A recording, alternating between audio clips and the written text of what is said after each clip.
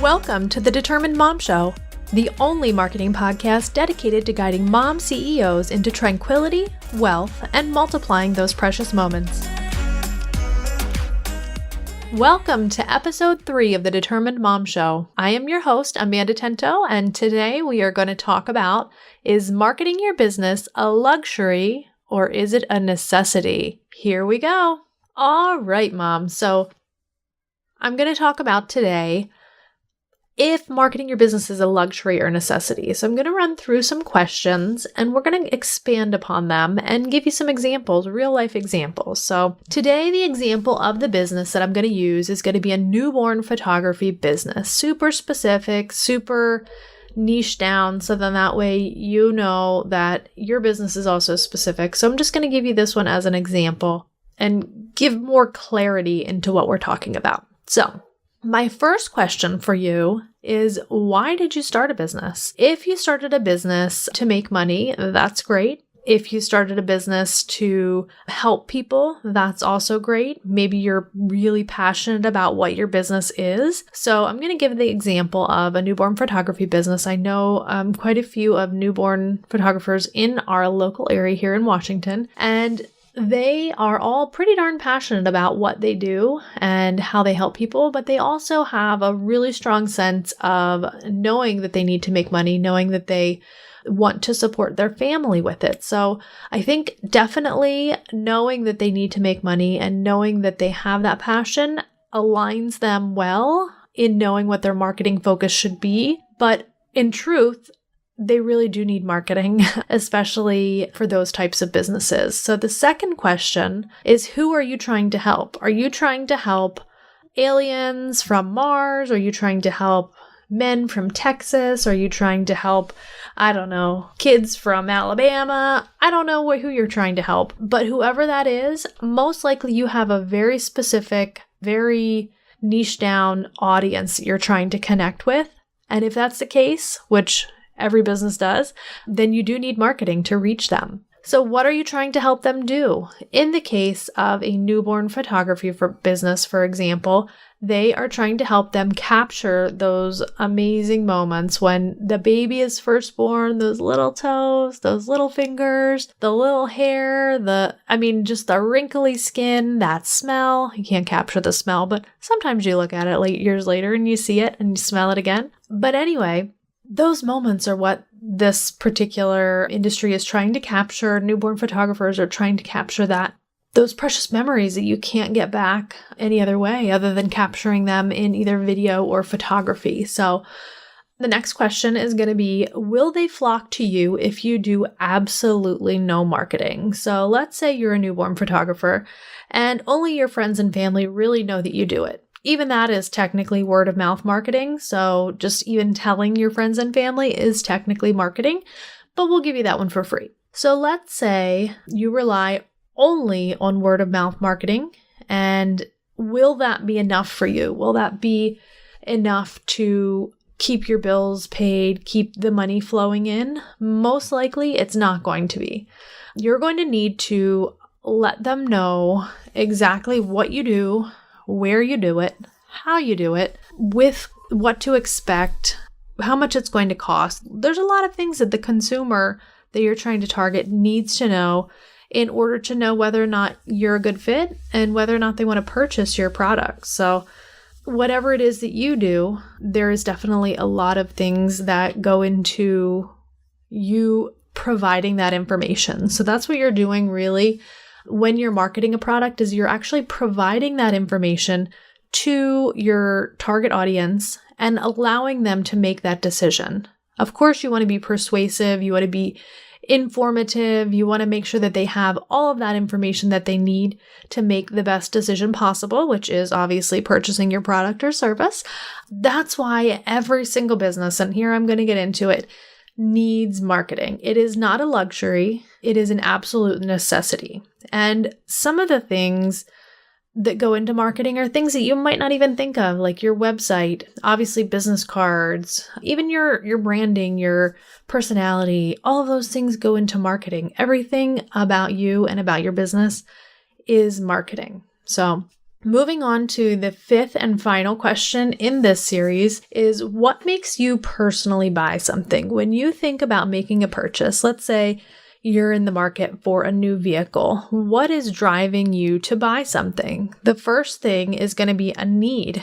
You have a need. Maybe it's even just a want or a desire. Maybe you want to have a bigger car. Maybe you want to have a sunroof. Maybe you want, I don't know, I can't even think of some good examples, but maybe you have a need in your life or a want that you just don't want to live without any longer. There's something that happened that you're like, nope, I need that particular feature in my new car. And I know for me, my last purchase was a minivan, and I needed it because we were about to have a third child, and I didn't want to be carting 3 kids in and out of a cramped back seat. So I knew that we needed a bigger vehicle. That was a need/want, and that's really what drove me. But in that minivan category, there were literally thousands of options, and what drove me to purchase the van that I did, those things are going to be definitely emotion is probably one of the biggest factors, and quality. There is brand reputation. There is price point. So all of these you can see all of these factors fit directly into your business. You just think about your business, think about applying all of these factors into that, and you'll see that all of those things are things that go into a purchase decision. So those are bits of information that you need to be providing your potential buyers, aka your audience. And you really want to make those things clear. You want to make them easy to understand. You want to make sure that there are no objections. Do they have any questions? I don't know. But any questions that they might have, they should be able to clearly reach out to you, or maybe have them answered on a frequently asked questions page or something like that. So you could even consider doing videos of questions that people have asked you in the past and just answer them super simply. But you want to make sure that in your marketing that you're answering all of those questions. So you can easily see how all of that correlates. You want to think about, back to the minivan, when you're purchasing something, how that makes you feel, what kind of things that you go through, and you want to make sure that you're providing all that to your customers. So that is all of the questions that I have regarding this. I think it's pretty clear just from this short exercise that you can see that marketing your business is not a luxury. It is pure necessity. If you do not have a website, if you do not invest in some of the basic things, then you are definitely going to be a little bit behind. I don't want to say completely behind, but all of these things can be done for pretty minimal cost. If you learn how to do them yourself, you can also hire people to do them for you. There are some basic marketing needs that pretty much every business has. So I'm going to go through them briefly. The biggest marketing need that I would say every business should have is a website. You want to have your own space in the internet world where people can come to you. They can come to find your Facebook page. They can come to find your pricing. They can come to find how to contact you. It should just be a place where all of the information about your business lies, all of the services that you offer. Everything should really just be in this one place. Think of it as your home away from home. Your website is a reflection of your business, and it's basically the landing page where everything lies. So the second thing that you need to do with your website is going to be some basic SEO. So SEO is search engine optimization. You want to make sure that you're at least ranking in Google. You might not need to rank on the first page if people search for you by brand, if you have a very memorable brand name or something like that. But you definitely, if you have a service-based or a local business, you definitely want to be at least on the first page, and preferably, obviously, in the top 3. So basic SEO, there are some really great plugins and things that you can use if you use WordPress to help you. Yoast is probably my favorite SEO plugin, and it will help you to craft titles with keywords in them, make sure that you have all of your headings and headers and H1, H2 tags, H3 tags in order. It will allow you to craft meta descriptions that are the right length, including the right keywords. It will allow you to do a lot of things. It's going to help you to, if you go through the wizard, it'll help you to set up your Google Search Console, Google Analytics. All of that stuff is going to be very important for your website. So SEO is number 2 on the list. You don't have to do like crazy in-depth SEO at first, but if you want to rank, you're definitely going to have to invest in that long term. The third thing is going to be Google My Business. You need a Google My Business page in order to help you with rankings, and I think it should be pretty much a non-negotiable. One of the biggest misnomers in marketing, or in, I guess, the mom business owner arena, is that I've found a lot of people think that you have to have a product-based or a storefront business, like a physical location, in order to have a Google My Business page. This is not true. You can have a service business and simply set your service area. You don't actually have to verify your address, although I highly recommend it.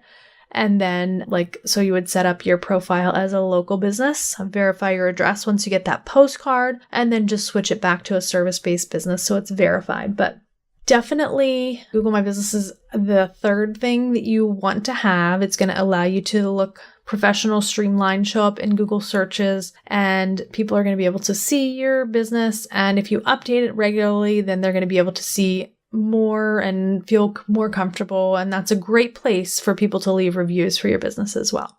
The fourth thing that is very important is at least 2 social media platforms where your audience lives. So if you're marketing to other business owners, I think you're going to want to be on LinkedIn. If you're marketing to other, let's say, moms, then maybe you want to be more on Facebook or Instagram. Or even Pinterest, especially if you have a product-based business or a service-based business that you can provide information or blog posts or anything like that, Pinterest is a gold mine for moms. So if you market to more of the tech industry, a lot of the tech industry is on Twitter. LinkedIn is also great for that. So you just need to identify 1 to 2 platforms and really just focus on those. You don't need to be on all of the platforms. You can have a profile on all the platforms, but I wouldn't necessarily put a lot of effort into updating them. So the 5th thing that I really highly recommend is blog. Blog is going to be good for SEO, and it's going to be able to give Google more signals about your business, what your business is about, what your website's about, and it's going to start to slowly rank you higher on the web. Google is all about content now, especially long form content. If you can get some blog posts up that are over 1,000 words, then you should be golden. The 6th item, and this is probably one of the most important, is to outsource what you can. So find a virtual assistant, find a marketing agency that you can outsource some of these tasks to if you can, and it will help you tremendously. I think one of the things that we do, and I know I do this too still, even though I have a few people on the Determined Mom team now, I still hold on to things. I still hold on to things that I could totally be delegating to other people just because I want to make sure that it's done and I want to make sure it's done right. And being a VA, a former VA, and knowing the trust that they put into you and into your skills and things, it's a little overwhelming. And knowing that you're on the other end of that, putting your trust into someone, can be even more overwhelming. So I completely understand both sides of that, but definitely outsourcing anything you can will completely and totally help you in your marketing game. And there's no reason why you shouldn't. There's all of the reasons why you should. So hopefully this episode helped you to realize that marketing is not a luxury and that it is a complete necessity. So looking forward to connecting with you. I do have a workflow for this particular episode that I want to share with you. It is a focus sheet and it's called Where to Put Your Marketing Energies Based on Your Business Type. So it's really going to walk you through if you're a service-based business versus a product business, and it's going to give you a little bit of a focus, like a yes or a no. You're going to answer some questions and give you some ideas of exactly where you should be focusing your marketing energies. So every platform isn't for everyone, and this is going to allow you to narrow it down. So you can get your focus sheet at thedeterminedmom.com/podcast for episode 3. So please subscribe wherever you're listening, whether it be on iTunes or Stitcher. Castbox is my current favorite. Podbean, there's literally so many places that you could be listening. If I didn't mention it, I'm sorry. I'll try to mention it on the next episode. But please feel free to leave a review and subscribe, share this podcast with any other moms that you know that own businesses. I aim to provide as much information about marketing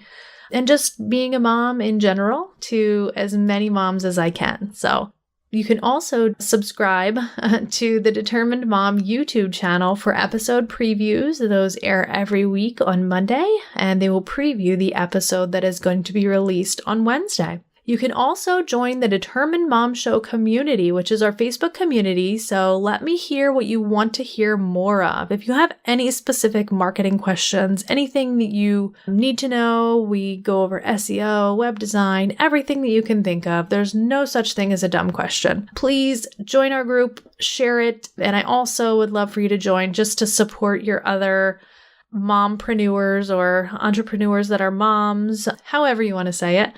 And you can always email me at amanda@thedeterminedmom.com with any questions. So looking forward to getting to know all of you. And this has been a great episode. I hope you have received some value from it. My name again is Amanda Tento, and I am signing off with much gratitude.